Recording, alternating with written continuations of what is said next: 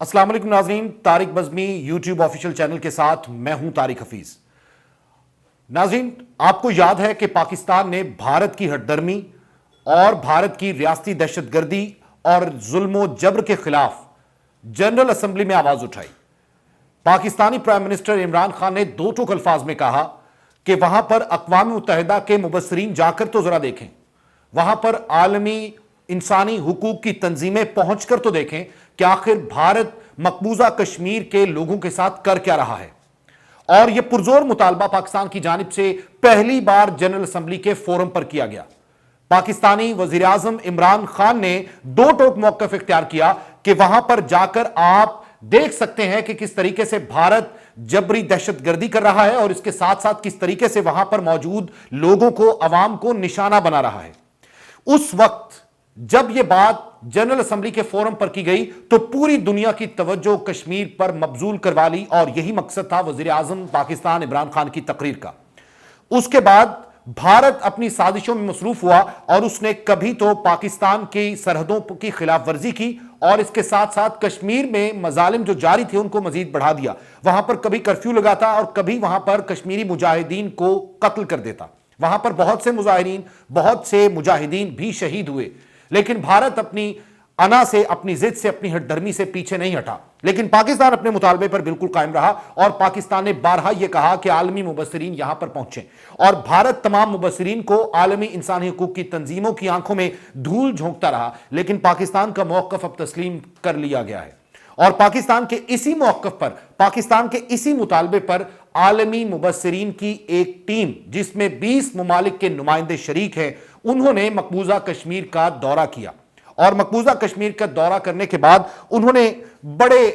आला अल्फाज में और बड़े दो टोक अल्फाज में यह बात की कि जो भारत दहशतगर्दी कर रहा है कश्मीर में और जो कश्मीर में मुसलमानों की शनाख्त है उसको खत्म करने की कोशिश की जा रही है, उनकी पहचान को मिटाने की कोशिश की जा रही है और वहां पर जितने मौजूद हुर्रियत रहनुमा हैं उन पर मजालिम ढाए जा रहे हैं। कश्मीरी मुजाहिदीन को जो है वो सबूताज किया जा रहा है, कश्मीरी मुजाहिदीन पर जुल्म किया जा रहा है और कश्मीर के लोग आजादी के साथ बाहर घूम फिर नहीं सकते। लेकिन यह कब उन्होंने किया? जब आलमी मुबस्सिरीन की टीम पहले भारत आई और उसके बाद बटग्राम के कॉलेज में पहुंची। अब यहां पर भारत ने एक और मक्कारी और अय्यारी की कि जब भारतीय वफ्द जो है वो डेलीगेशन को लेकर, आलमी मुबस्सिरीन को लेकर बटग्राम कॉलेज जा रहा था तो रस्ते से वहां पर बैंकर्स जो मौजूद थे, बंकर्स को हटा दिया गया, कंटेनर्स को हटा दिया गया, कर्फ्यू को थोड़ा नरम कर दिया गया और सिक्योरिटी को टाइट कर दिया गया और यह तासुर देने की कोशिश की गई उस आलमी मुबस्सिरीन के वफ्द को कि इस वक्त भारत जो है वो दहशतगर्दी नहीं कर रहा, भारत ने यह तमाम तर सिक्योरिटी इन लोगों के लिए लगाई है, यानी इन मुबस्सिरीन के लिए लगाई है। लेकिन आलमी इंसानी हुकूक के तंजीमों के जो नुमाइंदगान थे, जो मुख्तलिफ मुल्कों के नुमाइंदगान थे, उन्होंने अच्छी तरह ऑब्जर्व किया।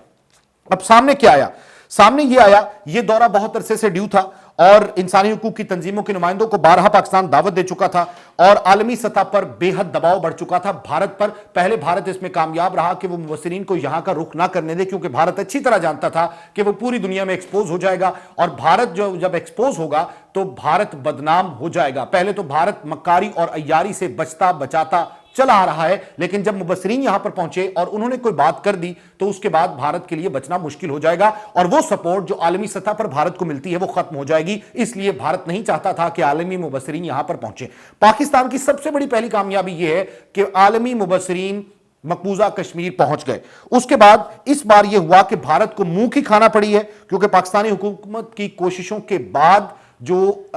वफ्द है वो यहां पर पहुंच चुका है और उसने भारत की हठधर्मी को, भारतीय जुल्म को बेनकाब कर दिया है। और इस बार भारत को पहली बार टफ टाइम मिला है। पहले भारत बचता बचाता चला आता था, लेकिन अब ऐसा हरगिज नहीं हुआ। आलमी सतह पर दबाव के बाद भारत इस बात पर मजबूर हो गया कि वो आलमी मुबस्सिरीन को और इंसानी हुकूक के नुमाइंदों को यहां का विजिट करवाए। बटग्राम कॉलेज के बाद जो है वो ये विजिट करवा दिया गया। अच्छा, इसके बाद एक और जो वाकया शोपियां में पेश आया। शोपियां में जो वाकया पेश आया वो बड़ा अंदोहनाक वाकया, वो बड़ा अलार्मिंग वाकया खुसूसन भारत के लिए, क्योंकि भारत नहीं जानता कि मकबूजा कश्मीर में एक नफरत डेवलप हो रही है उसके खिलाफ, वहां पर लोग उससे मुतनफर हो रहे हैं और भारत जो है वो ये समझता है कि वो ताकत के बलबूते पे कश्मीरियों को दबा लेगा और हुर्रियत के लिए जितनी आवाजें बुलंद हो रही हैं, हुर्रियत रहनुमाओं को नजरबंद करके اور آزادی کے لیے جتنے نعرے لگائے جا رہے ہیں ان کو بھی دبا لیا جائے گا، ایسا ہرگز نہیں ہوگا۔ شوپیاں میں کیا ہوا؟ شوپیاں میں یہ ہوا کہ ایک شخص، ایک نوجوان طالب علم جو کشمیری مجاہد ہے،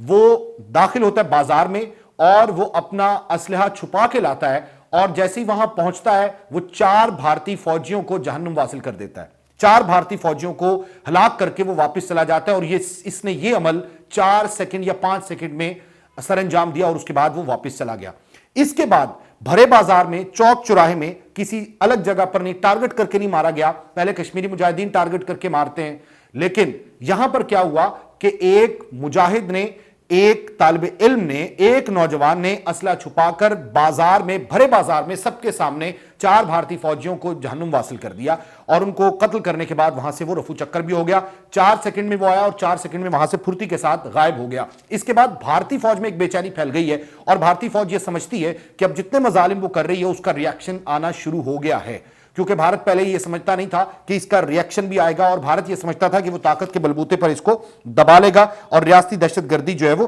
جاری رکھے گا۔ پاکستان نے بار بار تنبیہ کی بھارت کو، اقوام متحدہ کے فورم پر بھی اور اس کے علاوہ دیگر فورم پر بھی، اور پاکستان نے عالمی سطح پر بھی آواز بلند کی کہ بھارت کو سمجھایا جائے اور بھارت کو یہ باور کروایا جائے کہ مقبوضہ جموں و کشمیر میں جو ظلم و ستم جاری ہے بھارت کا، وہ ختم ہو، لیکن بھارت نے ایک نہیں سنی، جبکہ اب عالمی مبصرین نے بڑا دعویٰ کیا ہے، UN نیوز پیپر ہے، یونائٹڈ نیشن کا نیوز پیپر ہے، یونائٹڈ نیشن سے ریلیٹڈ جتنی خبریں ہوتی ہیں اور خصوصاً عالمی سطح کی جتنی خبریں ہوتی ہیں یہ پیپر اس کو رپورٹ کرتا ہے۔ اس میں انہوں نے باقاعدہ طور پر لکھا،